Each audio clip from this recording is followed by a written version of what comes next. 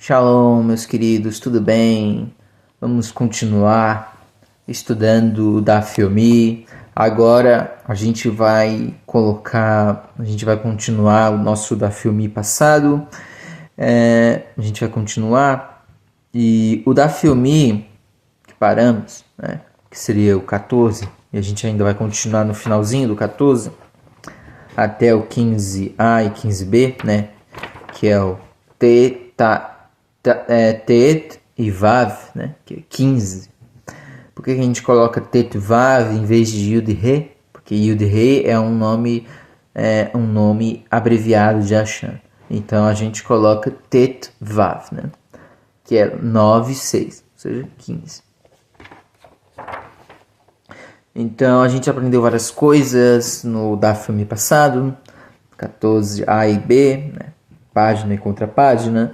A gente aprendeu algumas coisas e dentre elas sobre a questão do Mahloket que tinha com a questão de Rabi Yehuda Hanassi. Tentamos entender, talvez, porque ele fazia a reza, né, de acordo com a Baraita, fazia diferente, de uma forma estranha, que era ele fazia lavagem das mãos, recitava o Shema, colocava tefilim e então rezava. O que o comum é fazer o contrário. É colocar o tefilim, rezar o Shema.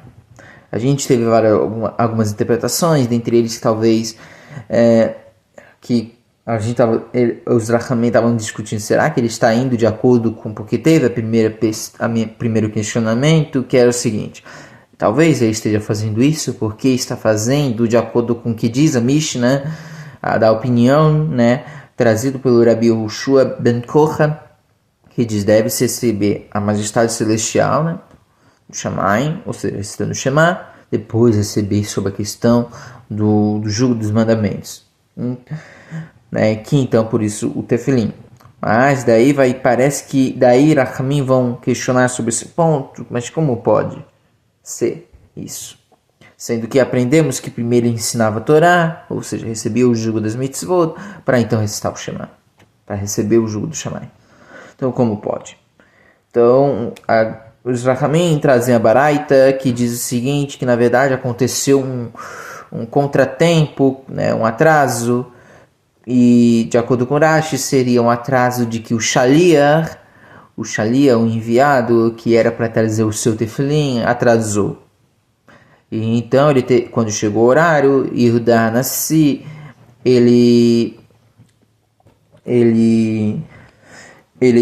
quando chegou o horário de chamar, ele viu que o seu Shalia atrasou, de acordo com o Rashi, e então ele recitou o Shema. Então, depois, quando o Shalia chegou, ele colocou o tefilim e rezou. Ama ula kol hakore kiryat shema belo tefilin. Disse Ula, todo aquele que recita o Shema sem ter colocado o tefilin é como se testemunhasse um falso testemunho contra si próprio. Daí também dizemos por que Rahamim estavam inquietos com esta afirmação. Porque aquele que faz o Shema sem tefilin é como se tivesse feito um testemunho falso. Por quê? Porque ele está fazendo o Shema e dentro do Shema está falando do tefilim, né? Colocarás as palavras no teu coração, né, e nos teus olhos. Está se referindo ao tefilim. Então aquele que não tem é como se fosse um falso testemunho e não está cumprindo a mitzvah.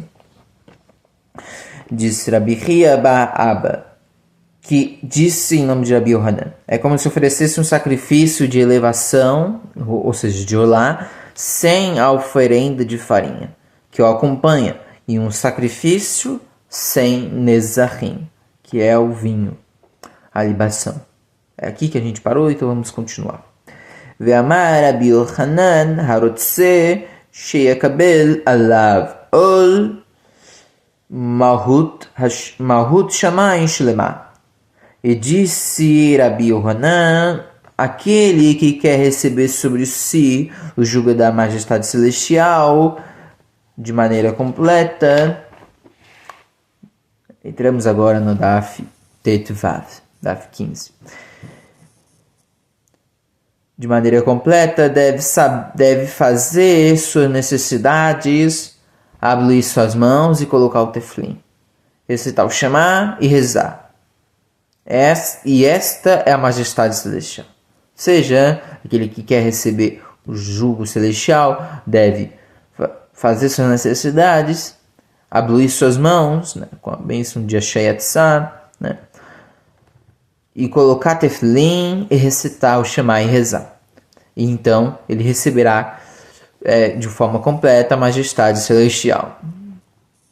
Amar Rabi Hia Abba Amar Rabi Yohanan. Sobre este assunto disse Rabi Hia Abba, que disse em nome de Rabi Yohanan: todo aquele que faz suas necessidades logo pela manhã, abre suas mãos, coloca tefilin, recita o Shema e reza, faz recair sobre si o que foi escrito, e é como se houvesse construído um altar, e sobre ele oferecido sacrifício a Deus. Como está escrito: lavo em pureza minhas mãos e assim me acerco de teu altar, ó Eterno. É o mesmo passuque que vai se referir e vai trazer força mitzvah de Rabanan de Netilat Yadayim. Então aquele que faz isso, faz suas necessidades, lava as mãos, coloca tefilin, recitou o Shema, é como se tivesse oferecido, é como se construísse um altar e fizesse sacrifício a Hashem. Amalei Rava. Lo sava la makaki lutaval? Disse-lhe Rava, Rabi Hia bar Abba: não entende, meu senhor, que é como se houvesse emergido na mikve e ser purificado, como todo o corpo? Pois está escrito: lava impureza, ou seja, parece referir-se a todo o corpo e não somente as mãos. Não está escrito: lavarei minhas mãos? Aqui Rahamim está questionando sobre esse ponto. Será que é somente lavar as mãos? Não seria lavar todo o corpo no mikve? E consecutivamente deveríamos fazer então banho todo dia no mikve? Né? Porque se a pessoa deve lavar as mãos, né, deve fazer a ablusão, então, será que se é somente as mãos, não é todo o corpo na questão do mikve? Por isso que ele diz, lava impureza, ou seja, parece referir-se que a todo o corpo e não somente as mãos. E não está escrito, lavarei minhas mãos. Né? Aqui não diz isso. Amar leiravina leiravá chazei ma rei tsuva merabanan. Disse-lhe Ravina a Rava: veja, meu senhor, este aluno erudito dos sábios que veio de Israel do Ocidente e disse: aquele que não tem para si água disponível para lavar as mãos deve esfregar suas mãos com terra fina, pedrinhas ou pequenos pedaços de graveto de madeira, ou qualquer coisa que consiga limpar as mãos. Rava respondeu a Ravina e disse-lhe: bonito, disse este sábio, seu ensinamento, e está correto. Acaso está escrito que deve se lavar com água? Rahamim estão questionando. Porque está escrito: lava impureza minhas mãos e assim me acerco do teu altar. Desde quando a gente pode entender que está se referindo à água? Pois está escrito com pureza, ou seja, limpeza. Tudo aquilo que serve para limpar pode ser utilizado, não necessariamente água. Porque está escrito com pureza, ou seja, com limpeza. Dehar avrizda layet aman de mahada amaya beidan. E eis que Rav Hizda condenava aqueles que voltavam para buscar a água para lavar as mãos na hora de rezar. Então, a Guemará ela vai trazer uma explicação. Essas palavras do Rav Hizda se aplicam à leitura do Shema. Ou seja, ele condenava os que iam buscar a água para lavar as mãos, para recitar o Shema, mas para rezar ele estava de acordo com as pessoas, que as pessoas deveriam voltar-se para buscar a água. Rashi entende que essa diferenciação se dá porque a mitzvah do Shema possui um horário fixo. Se a pessoa se atrasa buscando a água, pode perder a mitzvah, mas a reza, segundo o Rashi, pode ser feita durante todo o dia. Podemos nos questionar também a respeito dessa explicação. de Rashi, pois a reza também possui horário fixo. É possível que Rashi esteja considerando que uma reza perdida por motivos alheios à vontade do indivíduo pode ser a resposta, como que chamamos de Tashlumim, através da recitação da Midá 2 vezes a reza subsequente, que não pode ser feito em relação à leitura do Shema. Então, de acordo com a opinião de Rab, a Guemará traz somente essa questão, essa explicação que está se referindo à questão do Shema, mas não da reza. Reza, ele concorda que a pessoa ela volte para fazer a lavagem das mãos. E aqui é interessante esse comentário do Rashi, né, um comentário posterior do Talmud, que diz que, de acordo com a sua explicação, sua interpretação, é porque o Shema ele tem um horário fixo. E as orações não. Muito embora as orações também têm um horário fixo, mas elas são de Rabanan, né? Ve'ad kama ad passar. E até quanto? Ou seja, até que distância a pessoa deve caminhar para buscar água, para lavar suas mãos antes de rezar? Até a distância de um passar, ad passar, né? É equivalente a 4 milim, ou que é cerca de 4 quilômetros. A essa quantidade. Que poderia andar sem ter as mãos lavadas. Verhanei milei lekamei, aval leachorei aflu mil eino. E essas palavras de que a pessoa deve caminhar até um passar para encontrar água se aplicam para frente, ou seja, quando se trata de encaminhar na mesma direção, que a pessoa já pretendia viajar. Mas para trás, ou seja, para voltar na direção contrária ao caminho que a pessoa pretende percorrer, nem mesmo um mil. A pessoa não está obrigada a voltar. Eis que daqui aprendo das palavras de nem mesmo 1.000, que não se deve voltar à distância de 1.000. Mas se há água numa distância menor, se é menos de 1.000, a pessoa deve retornar. Essa é a interpretação dos Rachamim. Mishnah. Agora a Guemará vai trazer a Mishnah. Hakore et shema velo hishmia leozuno. Yatsar abiose ome lo yatsar.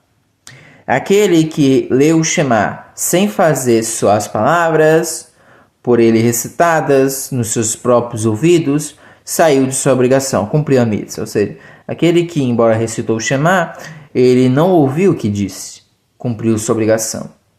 E Rabi Yossé diz, não cumpriu sua obrigação, não cumpriu a mitzvah. Kará velo didek beotioterra Rabi Yossé ome yatsar Rabi Yehuda ome lo yatsar.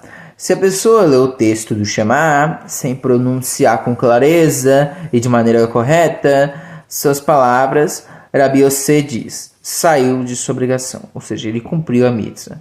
Rabi Yehuda diz, não saiu da obrigação, ou seja, não cumpriu a mitzvah. Importante aqui está trazendo as argumentações, né, o marloket desses pontos, né? A Guemará vai dizer se é assim, se é assado. É bom sempre quando a gente estuda Talmud não ter partido. CD. Hakore lemafrea lo yatsa karaveta yachzor lamakom sheta. Aquele que leu o Shema em ordem inversa, ou seja, em ordem diferente da disposta no texto, não saiu de sua obrigação. Isto é, não cumpriu a mitzvah do Shema. Como a gente viu também em outros da filme anteriores. Aquele que leu e se equivocou durante a leitura, deve retornar à leitura, retornando para o lugar do texto em que se equivocou. Deve voltar. Agora a gente vai trazer. Agora a Guemará traz o seu comentário dessa Mishnah. Então começa aqui a Guemará. Ma'itama de Rabi Yossé. Mishum dirtev Shema hashma leoznea, mashiata motzi mipicha. Qual é a fundamentação de Rabi Yossi? Baseado em que ele diz que aquele que não ouviu suas palavras não cumpriu a mitzvah do Shema. Pois está escrito, ouve Israel, Shema, esta que é literalmente ouve, e esta é a primeira sentença da leitura do Shema. Consequentemente, faça ouvir aos teus ouvidos o que é pronunciado por tua boca. Então a Guimarães traz essa conta. Como assim? Por que isso? Por que se eu recitar o Shema sem ouvir, eu cumprir a mitzvah? Sendo que a palavra já diz Shema, ouve. Eu tenho que ouvir. Vetana kama sava Shema, bechol lashon sheata shomea. E o Tana kama, ou seja, o primeiro Tana, que é o autor da primeira opinião na Mishnah, diz o seguinte, opinou diferente. O Tana Kama interpretou que o Shema quer dizer, a pessoa pode dizer o Shema em qualquer idioma, que ele pode ouvir. O que é isso? Shameia, ouvir. Então aqui o Tana está diferente da interpretação, por exemplo, dos Amoraim. Na verdade, Shema é ouvir em qualquer idioma. Não quer dizer ouvir você ouvindo, mas sim ouvir é falar em qualquer idioma, mesmo que não seja hebraico. Verabi Yossi tatei Shema mina. Então a Guimarães, eles trouxeram esse ensinamento do Tana e questionam isso. E Rabi Yossi? Sabemos que o primeiro Tana discorda de Rabi Yossi no que diz respeito à necessidade de ouvir as palavras pronunciadas durante o Shema. Na opinião dele, as palavras Shema, ouvir, não se refere a isso, ou seja, em ler em qualquer idioma. Mas sim, né, não se refere a isso, mas sim ao idioma. Mas será que a Yossi discorda do primeiro Tana Kama, e argumenta que o Shema somente pode ser citado em hebraico? Sabemos que então Rabi Yossi discorda do primeiro Tana, dessa opinião. Mas Rabi Yossi concorda que pode ser feito em qualquer outra língua ou somente no hebraico? Se ele concorda, de onde ele aprende isso? Porque o primeiro Tana usa o Shema para ouvir em qualquer idioma. Então, se ele tem uma opinião e de fato é de acordo com o Rabi Yossi, que você tem que ouvir, então ele tem que achar uma outra prova, em outro passuk, para dizer que ouvir é em qualquer idioma. Porque senão, se ele não tiver uma interpretação, então lógico, o primeiro Tana, ele tem a interpretação, porque ele usou o primeiro passuk para defender isso, ouvir em qualquer idioma. Então, uma vez que interpretou ouve, se refere a ouvir e não compreender, então a Guimarães vai responder. Os dois ensinamentos, ele aprende desta palavra, Shema, que a pessoa pode recitar em qualquer idioma e que deve ouvir suas próprias palavras. Então a Guimarães responde. Na verdade, sim, ele se apoia na mesma palavra, Shema, para se referir às duas halachot. Ouvir, de fato, e também falar em qualquer idioma. Tana hatan cheresh hamedaber veino shomea. Ensina a Mishnah lá a respeito de terumot, né? Um surdo capaz de falar e incapaz de ouvir não deve separar terumá. E se separou, sua oferta de terumá é válida, ou seja, uma terumá.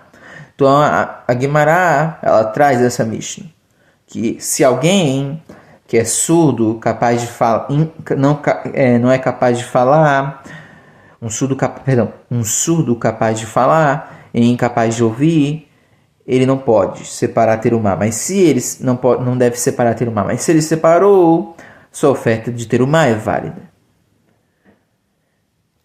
O Rashi ele vai explicar que um surdo não deve, em princípio, separar terumá, pois a oferta é acompanhada de uma bênção, e ele não é capaz de ouvir as palavras que pronunciem sua própria bênção. Mas se ele fez a oferta, ela é válida, pois a oferta é uma mitzvah da Torá deoraita, e a bênção foi instituída pelos sábios, ou seja, de Rabanan, de modo que a falta da bênção não constitui empecilho para o cumprimento da mitzvah. Então, parece, a Guimará então questiona, aquele Tana que ensina que um surdo capaz de falar cumpre a mitzvah de terumá, embora ele não consiga ouvir. Argumenta que Bediavad, em segunda instância, ele cumpre sim, mas em princípio não deve fazer a oferta de terumá. Esta opinião equivale ao de Rabi Yossi ou de Rabi Hudá em nossa Mishnah. Em princípio, não equivale a nenhuma das duas. Ou seja, estão querendo pegar essa interpretação e quer colocar mais ou menos semelhante. Talvez o Rabi disse que não pode, mas em primeira instância não pode, mas em segunda instância pode. Enfim. Mas esta opinião de Rabi Yossi ou de Rabi Hudá em nossa Mishnah, em princípio não equivale a nenhuma das duas, pois Rabi Yossi considera que a pessoa não deve ouvir as palavras.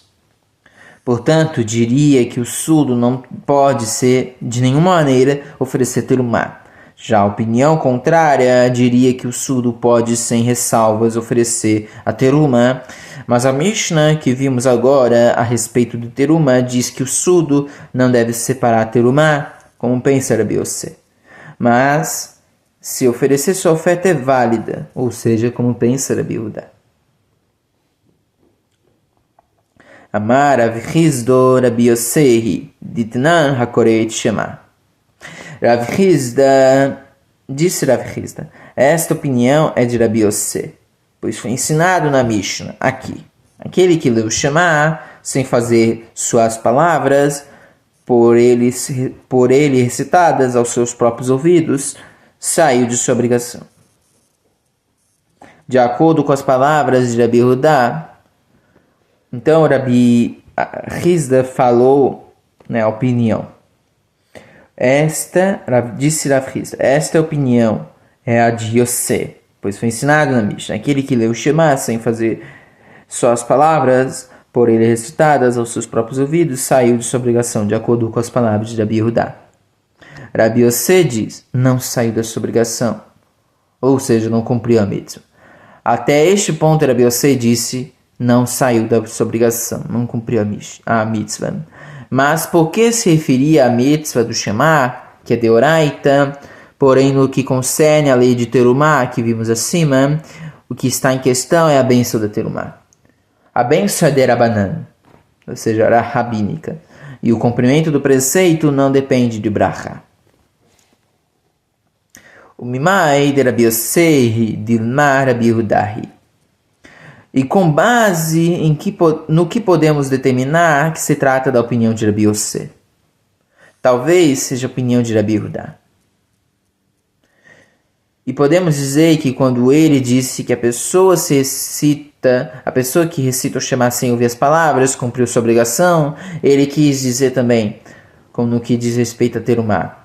Em segunda instância, Bediavad, ele sim cumpriu sua obrigação.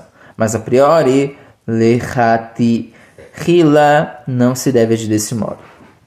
Eu estou tentando correlacionar as opiniões. Então, talvez nisso seria, a priori, não poderia cumprir a mitzvah, mas se for em segunda instância, pode. Então, a Guimará, ela diz, saiba que quando a Mishnah ensina Hakoré, aquele que lê, quer deixar transparecer em segunda instância. Então, quando o texto da Torá, o texto da Mishnah diz Hakoré, quer dizer que em segunda instância, sim, cumprir a mitzvah. Mas a priori não deve agir assim deste modo. Ou seja, esta linguagem parece tratar de um fato consumado. De que alguém que leu esse texto, de que alguém que leu deste modo, e a Mishnah debate qual veredito, Se estivesse explicando como, em princípio, se deve agir, a Mishnah utilizaria outra linguagem. Algo como a pessoa deve ler. Como ela diz, Hakore, aquele que lê. Então, em segunda instância, parece que ele cumpre a mitzvah. Porque senão se a Mishnah dissesse como deveria, ela deveria dizer a pessoa deve ler. A pessoa deve ler. Então podemos dizer que quando Rabi Yehuda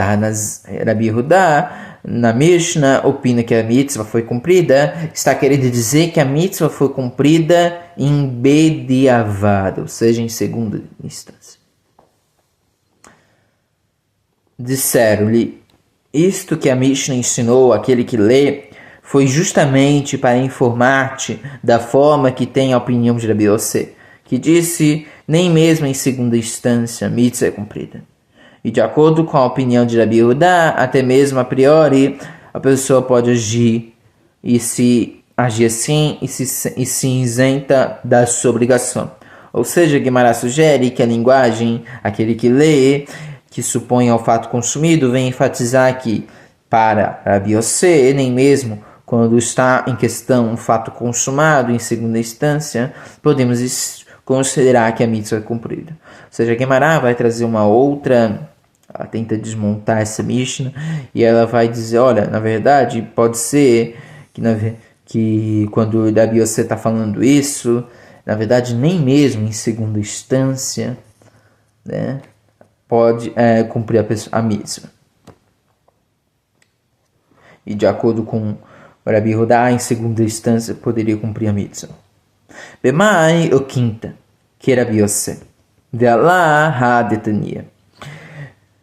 Se Rabi Yossi considera que nem mesmo em segunda instância a mitzvah é cumprida, como podemos dizer que a Mishnah sobre a terumá se baseia na opinião de Rabi Yossi? Como disse Rav Hizda. Mas eis que há uma baraita que ensina: o homem não deve abençoar o Birkat Hamazon, a bênção após as refeições, em seu coração.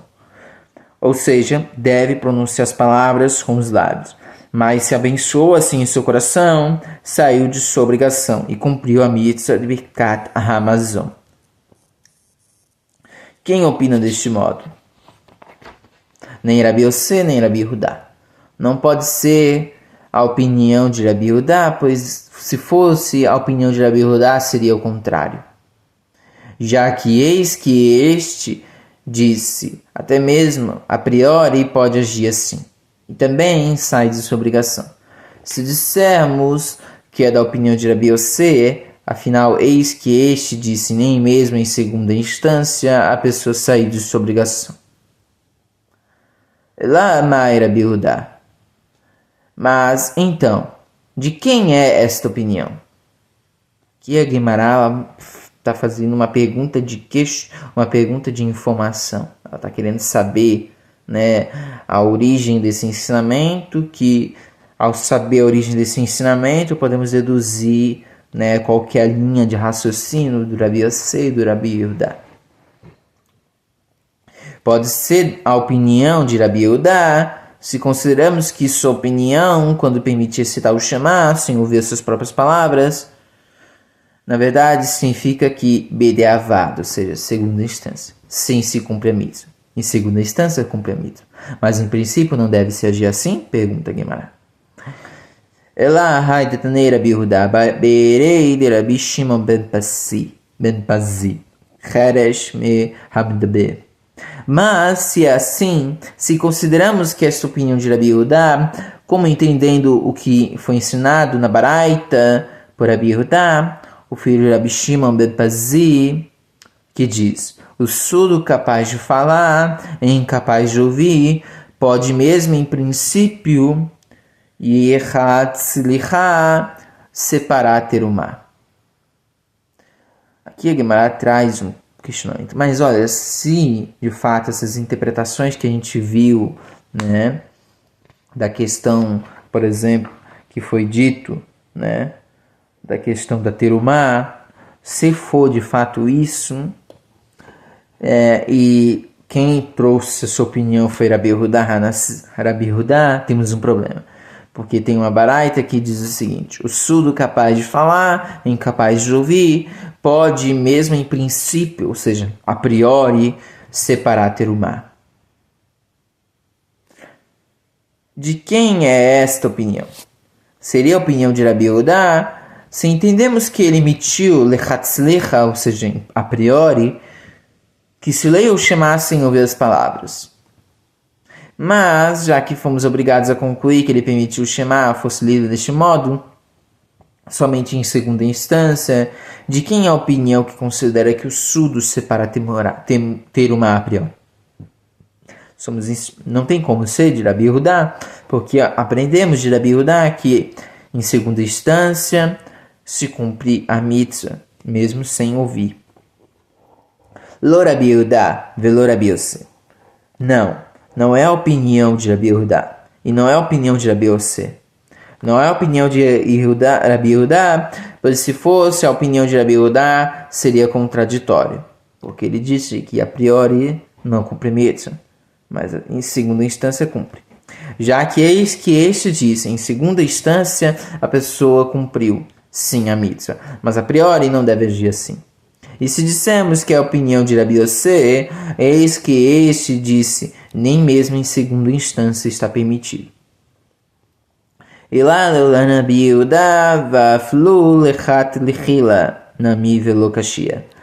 Senão que devemos certamente concluir que se trata da opinião de Rabi Yehuda, que entende que mesmo a priori não é necessário ouvir as palavras pronunciadas.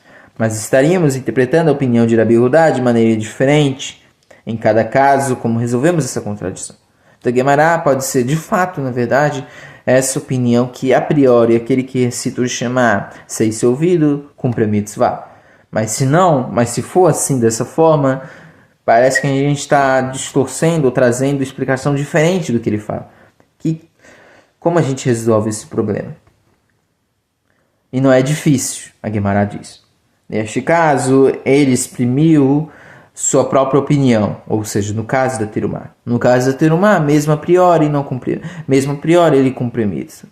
E neste outro caso, a opinião de seu mestre, o Rabi Elazar ben Azaria, no caso Bekat Amazon, como ensina Mishnah, disse Rabi Yehuda, em nome de Rabi Elazar ben Azaria, aquele que recita o Shema deve soar suas palavras aos seus ouvidos. Como está escrito, Shema Israel, Hashem Elokeinu, Hashem Echad. Ou seja, a pessoa deve proceder desse modo, mas se não faz, em segunda instância, cumprir a mitzvah. Amalei Rabi Meir. A Baraita continua, trazendo as palavras do Rabi Meir.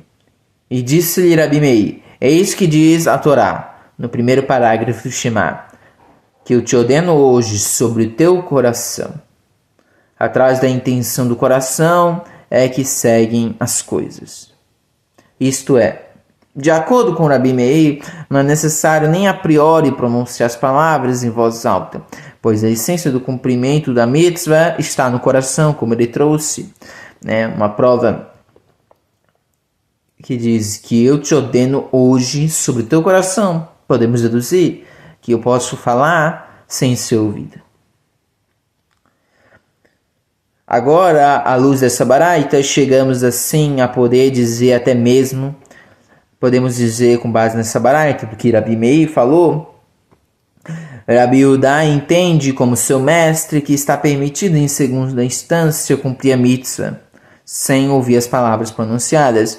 E não temos dificuldade em entender a opinião expressa nas outras baraitot, plural de baraita, tradição oral que não foi colocada na Mishnah, que a mitzvah pode ser cumprida a priori, sem a necessidade de ouvir as palavras.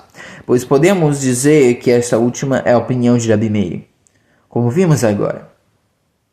E esta, ou seja, a outra opinião que diz que aquele que vai fazer a questão do terumá, falar as palavras do terumá, que fala, mas não ouve, e não deve fazer mais depois, em segunda instância, ele cumpre a mitzvah. Então, a primeira, que é aquele que ouve, aquele que pode oferecer terumá, cumpre a mitzvah a priori, é primeira instância. Aquele que não ouve e vai oferecer, ele pode cumprir. A priori, ele pode cumprir. A segunda, que é confessar, fazer aquela liturgia que a gente confessa, né? Falando sobre Yaakov, enfim, a fazer Abraão, enfim. Em primeira instância, não. Em segunda, sim. Então, a primeira opinião que a gente viu aqui seria a opinião de Rabi Meir, que até em primeira instância ele cumpriu a mitzvah. E a segunda, aquele que confessa e faz Abraão, que não deveria fazer, mas de forma secundária pode. Esta é a opinião de Rabi Yehudá. Ou seja, não somos obrigados a concluir que Rabi Yehudá discorda da opinião de seu mestre, pois podemos dizer que a opinião que vimos antes, que permite a priori que se recite o texto sem ouvir as palavras, é a opinião de Rabi Meir. Tenan Hatan Hakol Kesherim. Ensina a Mishnah. Todos são aptos a ler a Megillah, com exceção do surdo, do debilitado mentalmente e do menor, ou seja, aquele que não tem idade, né, de bar mitzvah. E Rabi Yehudá permite que o menor leia. Aquele Tana que ensinou deste modo determinado que o surdo não pode ler a Megillah, nem mesmo em segunda instância. Pode recitar a Megillah? Então, agora eles trouxeram, tá bom, ok. Aquele Tana disse que não pode, que pode fazer a Megillah mesmo não ouvindo. Né? Aquele Tana que ensinou deste modo, determinando que o surdo não pode ler a Megillah, que o surdo não pode ler a Megillah, nem mesmo em segunda instância, pode recitar a Megillah. E disse Rav Matana, esta opinião de Rabi Yossi, como ensina a Mishnah. Aquele que leu o Shema sem fazer suas palavras, por ele recitadas, aos seus próprios ouvidos, cumpriu a obrigação, né? Saiu de sua obrigação. E de acordo com as palavras de Rabi Yehudá, Rabi Yossi diz, não saiu da obrigação, ou seja, não cumpriu a mitzvah. Então, de acordo com Rabi Yehudá, cumpriu a sua obrigação, saiu da obrigação. E Rabi Yossi diz, não saiu da obrigação, não cumpriu a mitzvah. Minai de Rabi Yossi v'diavad namilo. Baseado em que podemos dizer que esta é a opinião de Rabi Yossi, e que mesmo segunda instância não pode ler. Né? Baseado em que podemos dizer que esta opinião de Rabi Yossi e que mesmo em segunda instância não pode ler? Como podemos estar certos de que a Mishnah sobre a leitura da Megillah segue a opinião de Rabi Yossi? Pode-se talvez dizer que esta é a opinião de Rabi Yehudá, e que ele entenda que a priori o surdo não deve recitar a Megillah, mas se o fizer em segunda instância, parece que agiu bem. Lo salkada ta dekatnei cheresh. Então, a Guimará vai dizer lo. Não é possível que nos ocorra entender deste modo, pois a Mishnah ensina sobre a Megillah que o surdo se equipara ao mentalmente débil e ao menor de idade. O que vale para mentalmente débil e para o menor? Nem mesmo em segunda instância. Eles devem ler a Megillah. Portanto, devemos concluir que na própria opinião da Mishnah, também o surdo nem mesmo em segunda instância pode recitar a Megillah. Ou seja, uma vez que a Mishnah trouxe num texto veredito, a sentença para o surdo e o mentalmente débil e o menor, devemos concluir que os três compartilham a mesma lei. E se sabemos que o menor e o mentalmente débil não podem ler nem em segunda instância, somos forçados a deduzir que o surdo partilha da mesma condição. Logo, por exemplo, não poderia ler o Shema sem ouvir. Vidilma que deita verá que deita. Então a Guimarães vai questionar. Pode-se dizer talvez que este é como este e este é como esta? Ou seja, será que podemos dizer que, embora os três casos, mentalmente o o menor, o mentalmente débil e o surdo são os mesmos? A mesma lei para um deles? Ou seja, será que podemos dizer que, embora os três casos apareçam juntos na Mishnah, a lei para um deles é de um jeito e para o outro a lei é de outro jeito? Deste modo, ainda poderemos dizer que talvez, essa Mishnah siga a opinião de Rabi Yehudá e não de Rabi Yossé. É que quando a Mishnah diz que o surdo não pode ler, pois não faria só as palavras dos seus ouvidos, em realidade não estaria dizendo que a priori não deve ler, mas se o fizer, cumpriu a mitzvah. E a partir daqui que podemos considerar para entender que essa Mishnah expressa a ideia de Rabi Yehudá? Eis que, no que está escrito no fim desta mesma Mishnah, aprendemos: Rabi Yehudá permite que o menor recite a Megillah. A partir dessa premissa, podemos concluir que o início da Mishnah não expressa a opinião de Rabi Yehudá. Deve ser, então, do caso de Rabi Yossé. Porque senão estariam diferentes. Vedimakula Rabi Yehudá hi utrei gavnei katan. E talvez a Mishnah toda esteja de acordo com Rabi Yehudá. Mas tratam-se de dois tipos de menor. Ou seja, dois tipos de menor de idade. Esta diferenciação entre os dois tipos está faltando, ou seja, não está explícita no texto da Mishnah. Não explica o que essa diferença de dois menores. Então, poderíamos dizer, assim ensina: todos são aptos de recitar a Megillah, exceto um surdo, um débil mental e um menor de idade, sobre quem poderia ser dita essas últimas palavras. Sobre o menor que ainda não atingiu a idade de educação. Então, um menor seria uma criança que ainda não chegou à idade de hinur, de educação. Ou seja, ainda não possui maturidade para compreender no que se trata a mitzvah, pois ainda não atingiu a idade na qual começa a ser educado para o cumprimento das mitzvot. Mas o menor, que já atingiu a idade de hinur, de educação, é capaz de compreender do que se trata a mitzvah, ainda que não tenha atingido a idade de bar mitzvah. Começou já a ter uma educação judaica, já pode ler a Megillah.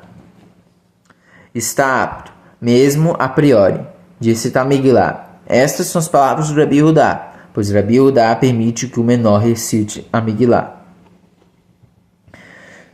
Bemai o quinta, que Rabi Yehudá vediavad. Como podemos considerar que esta Mishnah reproduz a opinião de Rabi Yehudá, que diz que, em segunda instância, está assim permitido ao surdo recitar a Megillah, mas a priori não está permitido. Mas afinal ensinou Rabi Yehudá, filho de Rabi Shimon ben Pazi, o surdo capaz de falar e incapaz de ouvir, mesmo em princípio, ou seja, lechatechila, em princípio, pode separar terumá, oferta sagrada. De quem é esta opinião? O surdo capaz de falar e incapaz de ouvir, pode mesmo em princípio, lechatechila, separar terumá. De quem é esta opinião? Será a opinião de Rabi Yehudá? Se entendemos que ele permitiu, ou seja, em primeira instância, lechatechila, que se leia ou Shema sem ouvir as palavras. Guimarães está fazendo tudo, como a gente viu aqui, toda uma navegação do ensinamento e puxando outros ensinamentos semelhantes para tentar explicar a halahá. Para alguém que não entende, o que tá? Começou a falar sobre o Shema, que não deve ser ouvido, a priori pode cumprir a mitzvah se não for ouvido, depois começou a falar sobre teruma, não, a mesma coisa, a Guimarães está pegando aquele ensinamento, mas aquele ensinamento é o fruto. Vai ter outros ensinamentos que vão trazer, vamos dizer assim, a raiz, ou seja, vão trazer a explicação. Por isso que eles falam, de quem é essa opinião? Né? O surdo, capaz de falar, incapaz de ouvir, pode mesmo em princípio separar terumá. De quem é esta opinião? Se for a opinião de Rabi Hudá, entenderíamos que em lechatechila, ou seja, em primeira instância, que se leia o Shema sem ouvir as palavras. Mas já que fomos obrigados a concluir que ele permitiu que o Shema fosse lido deste modo, somente em segunda instância, de quem é a opinião que considera que o surdo pode oferecer terumá a priori, ou seja, em primeira instância? Já não pode ser Rabi Hudá. Lo Rabi Hudá, velo Rabi Yossi, e Rabi Hudá de avad in lechatechila, e Rabi Yossi de avad namilo. Não é a opinião de Rabi Hudá e não é a opinião de Rabi Yossi. Não é a opinião de Rabi Hudá, pois se fosse Rabi Hudá, teríamos uma contradição, pois eis que disse, em segunda instância, a pessoa cumpriu sim a mitzvah, mas a priori não deve agir assim. Tampouco a opinião de Rabi Yossi, pois se fosse Rabi Yossi, seria contraditório, já que este disse, nem mesmo em segunda instância está permitido. No caso da questão do Shema.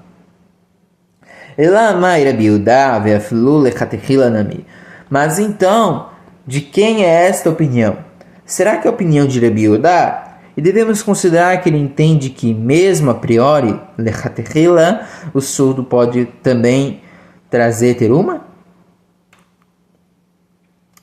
Mas eis que foi ensinado em uma baraita. O homem não deve abençoar Birkat Hamazon, bênção após a refeição, em seu coração, ou seja, não falar palavras que não são ouvidas. Mas, se o abençoa assim em seu coração, cumpriu a mitzvah, né? Saiu de sua obrigação, ou seja, cumpriu a mitzvah, Birkat Hamazon. Quem opina deste modo? Nem Rabi Hudá, nem Rabi Yossi. Não pode ser da opinião de Rabi Hudá, pois se fosse Rabi Hudá, eis que este disse, até mesmo a priori pode agir assim, e também sai de sua obrigação. Tampouco deve ser a opinião de Rabi Yossi, pois se fosse Rabi Yossi, eis que este disse, nem mesmo em segunda instância a pessoa não saiu de sua obrigação. Aqui a gente está vendo aqui uma forma bem clara, né, do argumento do Kol Vahome, né, ou no caso também Gezerah Shavah, né. No caso melhor ainda seria Kol Vahome, que eles estão pegando o argumento maior, e quando eu falo argumento maior, um argumento que tenha uma lei que tem uma explicação, para o argumento menor, ou seja, para uma lei que não tem explicação. Então, se for de acordo com o Rabi Hudá, esse argumento maior, então vale para o Rabi, vale para a questão do Shema, que é o argumento menor, que não se sabe a explicação. Leolana Rabi Hudá. Certamente se trata da opinião de Rabi Hudá, que certamente, que mesmo a priori também não é necessário ouvir as palavras pronunciadas, mas estaríamos interpretando a opinião de Rabi Hudá de maneira diferente. Em cada caso, como resolvemos essa contradição? E não é difícil.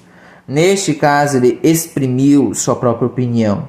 E neste outro, a opinião de seu mestre, Rabi Elazar ben Azaria. Não é difícil. Neste caso, ele exprimiu sua própria opinião. Trouxe sua opinião. E neste outro, trouxe a opinião de seu mestre, Rabi Elazar ben Azaria. Como ensina Baraita, disse Rabi Hudá em nome de Rabi Elazar ben Azaria. Aquele que recita o Shema deve fazer soar suas palavras a seus ouvidos, como está dito. Shema Israel, Hashem Elokeinu, Hashem Echad.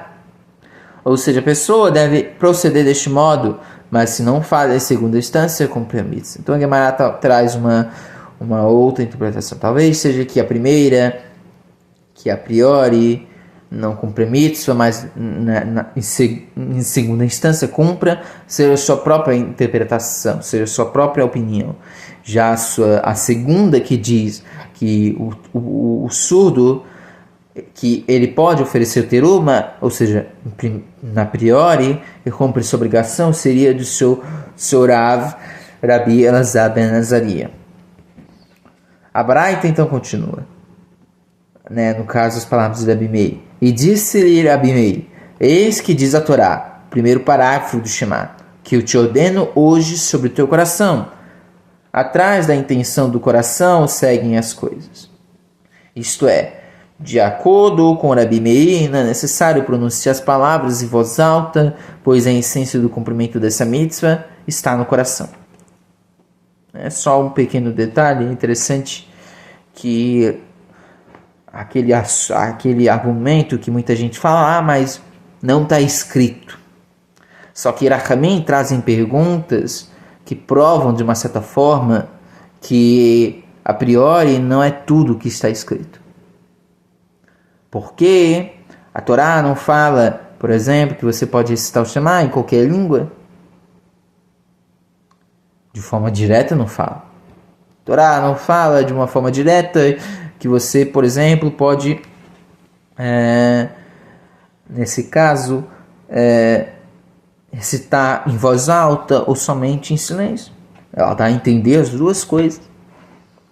Então não somente importa o que está escrito, porque ela não declara,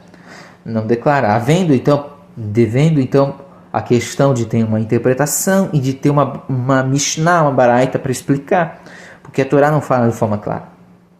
A gente percebe aqui com as interpretações, um vai interpretar Shema de uma forma, outro vai interpretar Shema, um vai interpretar Shema para ouvir alto, então com premissa, outro vai interpretar Shema, no caso, para ouvir em qualquer idioma. Então é interessante essa Gemara. Por isso eu falo, quando a gente estamos estudando Gemara, não se apoia em uma opinião. Eu vou ficar aqui com essa opinião, né? Fazer que nem na política, né? Meu político X. No caso aqui a gente está vendo a discussão, né? Agora, à luz da baraita, chegamos assim a poder dizer: até mesmo Rabi Yehudá entende como seu mestre, que está permitindo em segunda instância.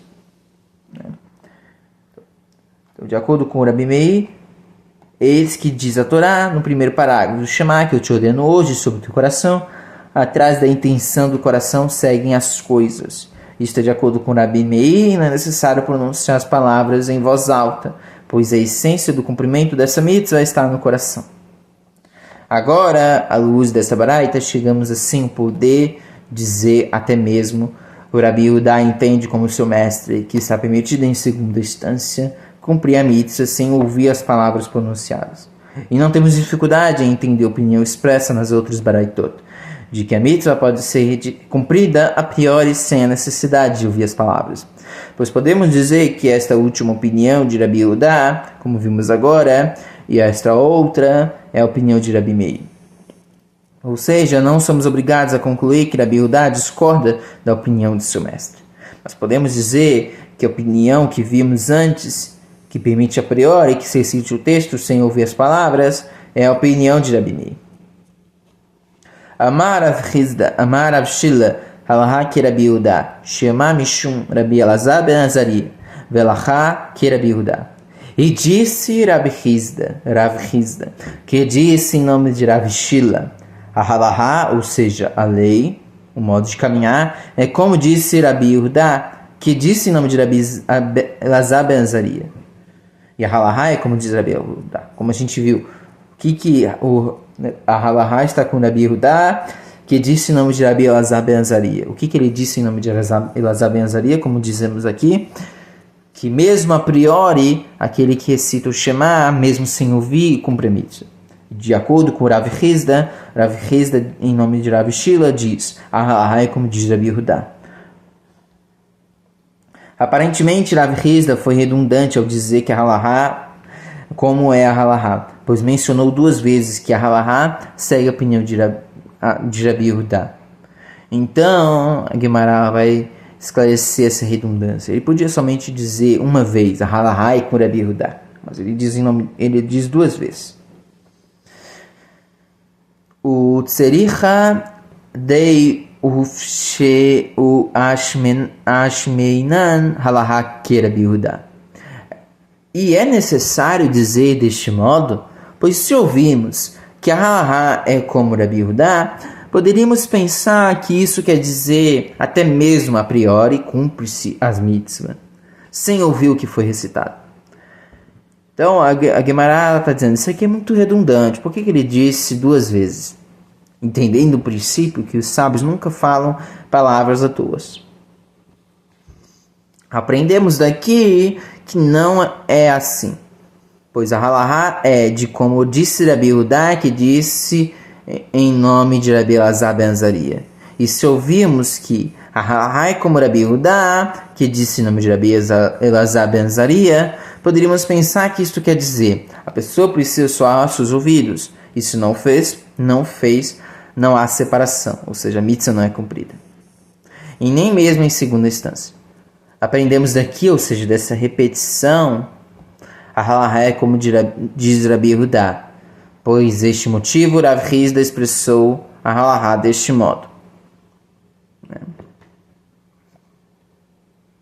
Amar Rav Yosef, machloket bekiryat shema, aval bisha mitzvot vei hakol lo yatsa dichtiv hashek u shema Israel.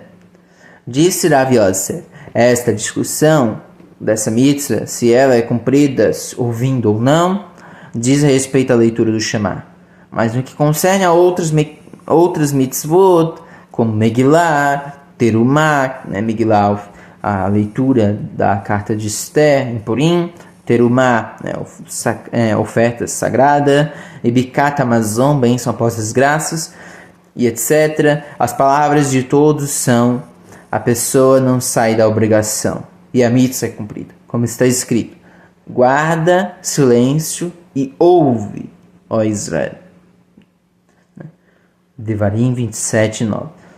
Ou seja, a pessoa deve falar a bênção ao ponto de ouvir com atenção para cumprir a mitzvah. Então, de acordo com Rav Yosef, todas as mitzvot, aqui o assunto, então, portanto, seria do Shema. Mas no que concerne a outras mitzvot, como Megillah, Terumah, Bikat Amazon e etc., a pessoa deve ouvir o que vai falar. Ouvir o que se a pessoa está falando, ou, no caso, ouvir o que ela mesma está falando. Meitev lo yevare aden birkat amazon beliboven bere yatsa. Então, Guimarães vai questionar o argumento de Rav Yosef. Como diz, a pessoa não deve recitar Bikat Amazon em seu coração. Mas se recitou, saiu da sua obrigação e cumpriu a mitzvah. Então ela traz essa baraita, e essa baraita contradiz Rav Yosef, que diz que, a respeito do Shema, há discussão, mas no que tange a outras mitzvot, todos estão de acordo que elas não podem ser praticadas sem que as palavras sejam ouvidas. Ela itama, rahi itma, amar Rav Yosef, machloket bekiryat shema, dichtiv, shema Israel. Mas então, se Rav Yosef disse que há uma diferença entre a leitura do Shema e as demais mitzvot, deve ter sido assim, deve ter sido dito assim. Disse Rav Yosef, essa discussão, ou seja, esse machloket, de ser ou não cumprida, se ouvir ou não as palavras, diz respeito à leitura do Shema. Pois está escrito Shema Israel. Mas no que tange a outras mitzvot, as palavras de todos são a pessoa sai da obrigação, ou seja, cumpre a mitzvot. Guimarães traz esse assunto. Então, a Guimarães questiona. Ve'aketiv hashket o Shema Israel. Mas eis que está escrito, guarda silêncio e ouve, ó Israel. Não deveríamos aprender deste passuk que a pessoa deve ouvir as suas palavras para cumprir a mitzvah? Hahu bidvrei Torah ketiv. Então, a Guimarães diz, não aprendemos este versículo que as palavras recitadas devem ser ouvidas. Este versículo foi descrito a respeito da palavra da Torá e nos ensina que devemos escutar sempre com atenção as palavras da Torá. Não quer dizer, portanto, que a gente tem que ouvir a bênção, né? Ouvir o que ouvir de fato, mas sim prestar atenção às palavras da Torá. Então, Karavelo Dikdek Beotiterra Amarabi Tavi Amarabi Oshia Alahá Kidvei Shnehen Lehaker. Então, eles trazem de novo a Mishnah. Se a pessoa leu o texto de Shema sem pronunciar com clareza e de maneira correta suas palavras, Rabi Yossé diz, não saiu de sua obrigação, ou seja, e cumpriu a mitzvah. Rabi Yossé diz, saiu da obrigação e cumpriu a mitzvah. Ou seja, ela leu, por exemplo, resh, em vez de falar esse re, né? Ra, ele falou ra, né? Ou seja, ele não falou com clareza. Então, de acordo com Rabi Yossé, cumpriu a mitzvah. De acordo com Rabi Yehudá, diz, não saiu de sua obrigação, ou seja, não cumpriu a mitzvah. Sobre isso disse Rabi Tavi, que disse em nome de Rabi Oshia, a halahá segue a opinião dos dois, sempre no sentido de ser leniente. Ou seja, segundo ele, Rabi Oshia, a halahá é de acordo com Rabi Yehudá, que permite que se recite o Shema sem ouvir as palavras citadas, e é de acordo com Rabi Yossé, que permite que as palavras sejam pronunciadas, mesmo sem esmero em pronunciar de maneira perfeita. Em ambos os casos, a halahá segue a opinião mais leniente. É um princípio, né? Então, de acordo com Rabi Yossé, a halahá segue os dois. Segue Rabi Yehudá, que aquele que leu o Shema, mas não ouviu, cumpriu a mitzvah. E segue Rabi Oshia, que mesmo que não tenha falado de forma clara as palavras, cumpriu a mitzvah. E disse Rabi Tavi, que disse em nome de Rabi Oshia, o que significa o que está escrito. Estes três nunca se fartam. O Sheol, né, sepulturas, profundezas, o ventre estéril, né? O que significa o que está escrito? Estes três nunca se fartam. Daí ele diz, o Sheol, sepultura ou profundezas, e o ventre estéril. Provérbios 30, 15, 16. Que relação há entre estes assuntos, o que tem em comum a sepultura e o ventre? Guemará muda totalmente de assunto. Senão que o Passuk vem dizer-te que característica tem o ventre, que nele se introduz a semente para uma nova vida e dele se extrai o recém-nascido. O mesmo se aplica à sepultura. Nela se introduz o falecido, e dela se extrai quando houver a ressurreição dos mortos. Ve'alo devarim, kol kal vachomer, umarechen, shichenizimbo. Acaso não podemos aprender dessas palavras um kal vachomer? Que característica tem, ou seja, um argumento maior para um argumento menor e assim vai? Que característica tem o ventre? Que nele se introduz a semente, de maneira discreta e calada, e se extrai uma nova vida, com um estabalhaço e divulgando a todos. Portanto, a sepultura, onde se introduz a pessoa falecida, com grande divulgação e diante de todos, não é apropriado e lógico que se extraia da sepultura também com grande estardalhaço. Quando os mortos voltarem à vida? Daqui deste trecho obtemos uma resposta que contradiz aquelas que dizem: não se aprende a respeito da ressurreição dos mortos na Torá. Desse ensinamento, a gente quebra esse argumento. Não se aprende a respeito da ressurreição dos mortos na Torá. Tanei Rabi Oshaya Kameiderava Urtavtan Hakol Bichtav Haflut Savaot. Ensinou Rabi Oshaya diante de Rava. Está escrito no primeiro parágrafo do Shema, Devarim 6:9, e escreverá nos umbrais de tua casa e em teus portões. Devemos entender que está escrito Urtavtan, escreverás, o que nos sugere Urtavtan, escreva completamente. De modo que é necessário que tudo esteja escrito completamente. Até mesmo as ordens, ou seja, instruções da Torá, para que sejam escritas nas mezuzot, nos tefilim. Elas devem ser escritas no pergaminho dentro das caixas das mezuzot. Ou seja, eles pegaram a palavra urtavtan e separaram ela em urtav e tan. Escreva completamente. Daqui aprendemos que deve se escrever totalmente, não deixando nenhuma letra faltando. Amar lei de amar lach mani. Rabi Udahi de amar gabei sotá. Disse-lhe Rava, irá a Rabi Oshaya. Aquele que disse isso, a opinião de quem ele seguia. A de Rabi Yehuda, que disse concernente à mulher de Sotá. Então ele pergunta, né, de quem disse isso? Esse ensinamento de Urtavtan, quem disse isso? Se foi Rabi Yehuda, do que ele concerne às leis da mulher de Sotá, a mulher que foi suspeita de adultério, Rabi Yehuda diz: as juras de maldição devem ser escritas no pergaminho da Sotá, mas as instruções não devem ser escritas.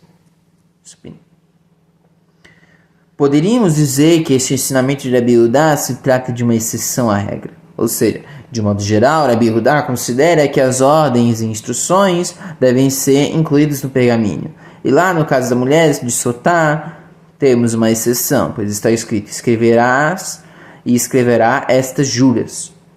Somente as juras devem ser escritas, o que vem excluir a necessidade de escrever as instruções, pois no caso das juras da mulher de Sotá está escrito vechatav, escreverá, em vez de urtavtan. E se está escrito em vez de urtavtan, que é escreverás completamente, poderia entender que somente está se referindo à questão dos juramentos, porque está escrito vechatav. Mas aqui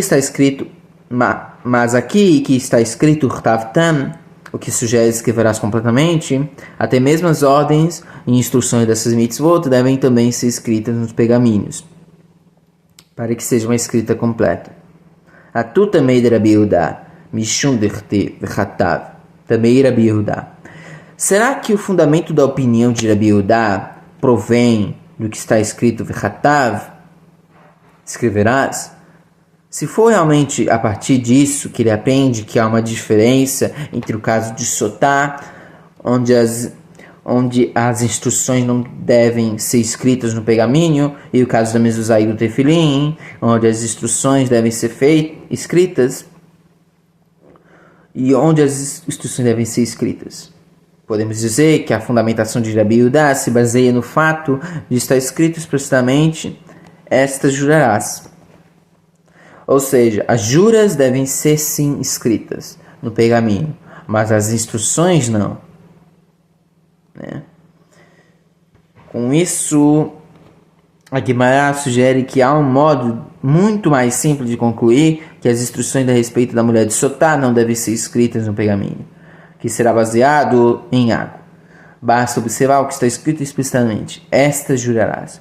Portanto, somente as juras. E não é relevante ao fato de que está escrito vechatav, escreverá, no lugar de urtavtan. Né? Então a Guimarães está dizendo que, olha, não precisa ter que a questão de ver a palavra vechatav. Só o fato de ela estar escrito e estas juras, né, já torna, né, muito escancarada essa questão de que somente os juramentos e não o modo de proceder é escrito. É isso que a Guimarães está dizendo. Não é relevante o fato de que está diferente o urtavtan, em vez de urtavtan está vechatav, escreverá. Mas itztarir salka da atar. Mas essa ideia é rejeitada com o seguinte esclarecimento: é necessário que ele utilize o que aprendemos a diferença entre vechatav e urtavtan, né, que seria escrever completamente, pois se não fosse por este ensinamento, poderia nos ocorrer dizer o seguinte: aprendemos uma escrita a partir de outra escrita. De lá, ou seja, de uma Gezerah Shavá. E diríamos, o que está escrito lá, no caso da mulher de Sotá, a escrita é proposta por Vechatav, escreverá. Significa que as juras, sim, são escritas, mas as instruções não são incluídas. Logo, no mesmo modo, concluímos aqui também a escrita, Urtav, das Mezuzot e do Tefilim, implica em que as instruções não devem ser incluídas no pergaminho. Para evitar esta conclusão, o misericordioso escreveu no primeiro pasuk, no primeiro caso, Vechatav, escreverá. E no segundo caso, Urtavtan, escreverás completamente. Para que possamos aprender que neste segundo caso, até mesmo as instruções devem ser incluídas no pergaminho. Então por isso que Hashem colocou, o misericordioso colocou Urtavtan. Rav Ovadia propõe um ensinamento. Ele diz o seguinte, que a expressão Elimadeten, ensinarás, também sugere Limatan, ensinarás completamente. Tanei Ravi Ovadia Kamei de Rav Elimadeten. Ensinou Rav Ovadia diante de Rava, está escrito, e as ensinarás aos teus filhos. Que seu estudo seja completo, perfeito, ou seja, Limatan, ensinarás completamente. Ou seja, que ao recitar as palavras, a pessoa atribua um espaço entre as palavras que são coladas. Isto é, palavras que quando pronunciadas, seguidas, podem soar erroneamente. Rava concordou com o que foi ensinado por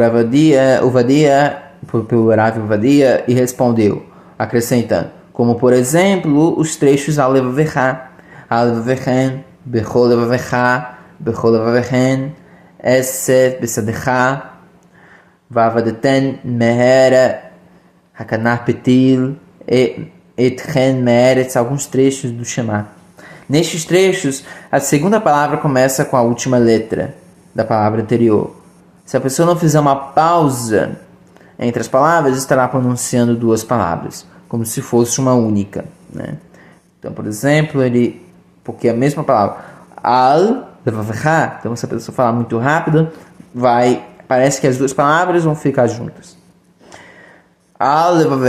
Né? Todos são os trechos do Shema. Então, se alguém falar muito rápido, então fica duas frases, duas palavras em uma só. Percebe que tem o lamed. No final do al tem o lamed. No começo do Levavecha tem o Lamed. Então, se eu falar muito rápido, parece que está duas palavras são uma só. Então, de acordo com o Rav Ovadia, e que o Rav concordou, de fato é isso. E não somente isso, ele trouxe palavras, né? Alevavechen, Alevavecha, todos os trechos do Shema, né? Bechol, Chol, Leva, Bechol, Levavechen. Tem o Lamed também. Então, essas palavras têm que ser ditas com cuidado, serem ditas, pronunciadas corretamente.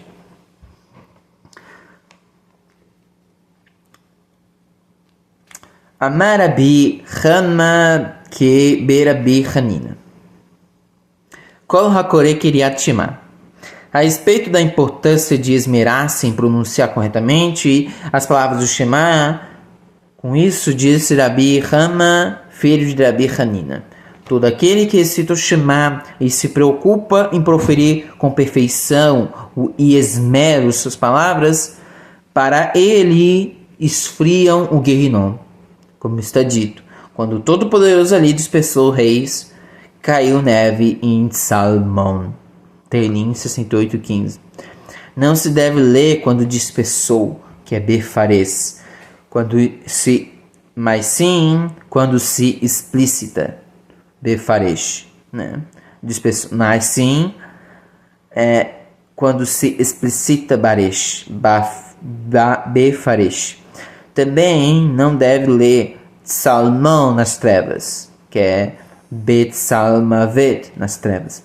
Ou seja, a partir desse modo de entendimento, o ensinamento do Passuk seria, quando se explícita pronunciamento corretamente, As palavras do Todo-Poderoso caem na neve das trevas, esfriando o Guerrinom. Ou seja, o julgamento dele é mais tranquilo e suave. Quando ele busca recitar o Shema, por exemplo, se ele precisa em algum momento depois da vida ter que ir para o Guerrinom, se justamente para se purificar de pecados que não se purificou, não fez techuvá, então ele tem que ir para o Guerrinom.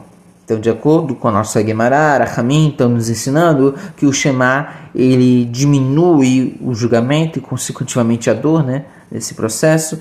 E então a pessoa ela pode passar por um julgamento, por uma purificação mais tranquila, né? Por isso também a gente recita o Shema, além das interpretações que a gente aprendeu, né? Que afasta mazikim, afasta demônios. E se você diz com Kavaná, destrói demônios, né? Mazikim, então é uma coisa muito interessante, muito profunda. Então continuaremos na próxima aula, Bezrat Hashem. Shalom, shalom.